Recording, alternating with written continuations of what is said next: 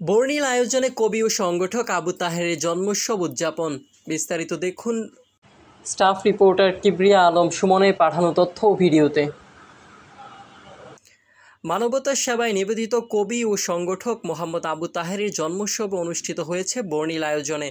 রবিবার রাজধানীর বনশ্রীর ভূতের বাড়ি রেস্টুরেন্টে এই আয়োজন করে আপনজন মানবিক ফাউন্ডেশন। অনুষ্ঠানে সভাপতিত্ব করেন ফাউন্ডেশনের চেয়ারম্যান কবি ও সংগঠক তাহেরা খাতুন। সঞ্চালনায় ছিলেন কবি রলি আক্তার। প্রধান অতিথি হিসেবে উপস্থিত ছিলেন জাতীয় মানবাধিকার সোসাইটির চেয়ারম্যান অধ্যাপক ডক্টর মোহাম্মদ নজরুল ইসলাম তামিজি। প্রধান আলোচক ছিলেন কবি ও অভিনেতা ABM সোহেল রশিদ এবং বিশেষ আলোচক ছিলেন কবি ও ছড়াকার আতিক হেলাল। বিশেষ অতিথি হিসেবে উপস্থিত ছিলেন কবি ও সাংবাদিক মোহাম্মদ বেল্লাল হাওলাদার, কবি ও সংগঠক খানা আক্তার হোসেন, কবি আবুল কালাম আজাদ, HM শাহরিয়ার কবির, গীতিকার ও কণ্ঠশিল্পী সারোয়ার মাহিন এবং কবি মোহাম্মদ সুলাইমান সহ অনেকে। অনুষ্ঠানে সার্বিক সহযোগিতা করেন সংগঠনের প্রধান উপদেষ্টা আবু সায়েম লিটন।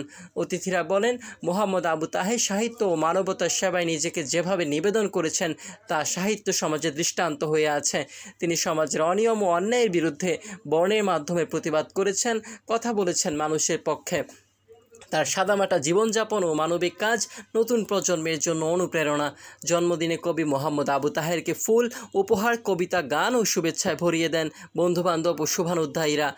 অনুভূতি প্রকাশ করে কবি আবু তাহের বলেন, আমার জন্মদিন পালনের মূল উদ্যোগ নিয়েছেন এমন একজন, যিনি বাংলাদেশের বাইরে থেকেও আমাকে ভালোবেসে এই আয়োজন সম্ভব করেছেন। আমি তার প্রতি গভীর কৃতজ্ঞ। এত গুণীজনের ভালোবাসা আমার জীবনের সবচেয়ে বড় প্রাপ্তি।